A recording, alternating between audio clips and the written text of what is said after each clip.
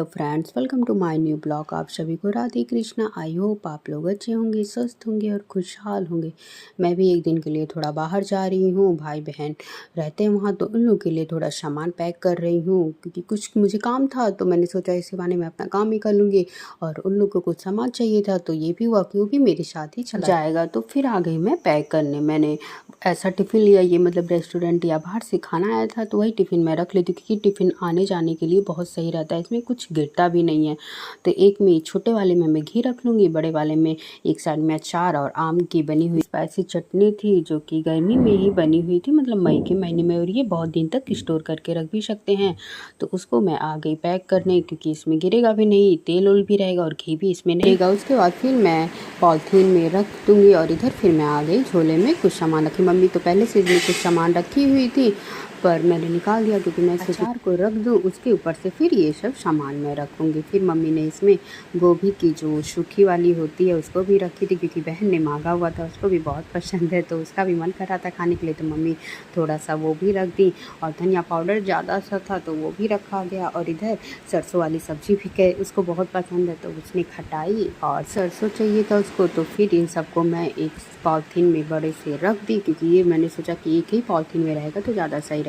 फिर एक साइड में मैंने घी रख दिया और घी गिरने का डर भी नहीं है, तो इसलिए कोई टेंशन नहीं है। फिर उसने छतरी मांगी हुई थी, वैसे यहाँ पे 4-5 छतरी थी, तो ये हुआ यहीं चला जाए या तो वहाँ ख़रीद ले। फिर हुआ पापा बोले नहीं यहीं चला जाए क्योंकि यहाँ पे 4-5 छतरी है, तो यहीं से छतरी भी चला गया। अब मैं इस चैन को बंद कर दी और इस छोले में मैंने इसलिए रखा क्योंकि ये चैन वाला था, तो इसीलिए इसमें मैंने रखा। जैसे वहाँ पे भी बहुत सारे सामान, उसको इस छोले में रख के वो फिर चैन बंद करके रख सकती है आराम से। ये सब सामान रखने के बाद मैं चैन बंद कर दूँगी। और इधर पापा ने एक बोरे में चावल और आटा भी पैक करके रख दिया क्योंकि फिर बार बार कहाँ कौन जाएगा, तो इसलिए ज़्यादा सा ही कई बार पैक हो गया। और फिर मैं इधर आ गई मालपुआ बनाने अपने बहन और भाई के लिए।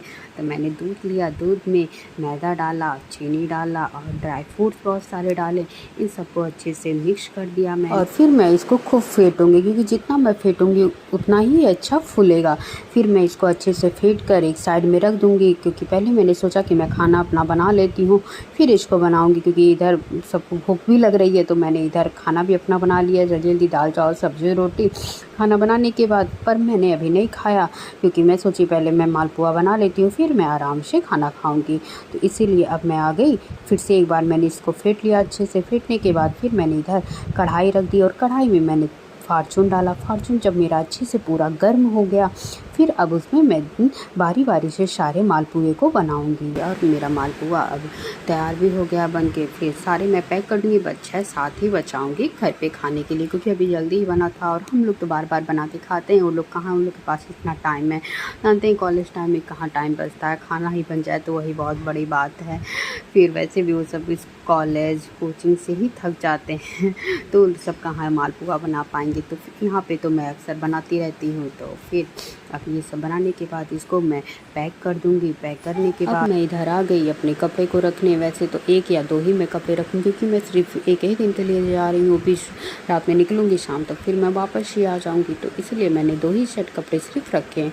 और अपने टॉवेल वॉवेल को भी रख लिया। और फिर अब मैं थोड़ा सो लूँगी क्योंकि रात में सोने को वैसे भी नहीं मिलेगा, तो मैं सोची थोड़ा मैं दोपहर के टाइम ही थोड़ा सो लेती हूँ, थोड़ी मेरी नींद भी पूरी हो जाएगी।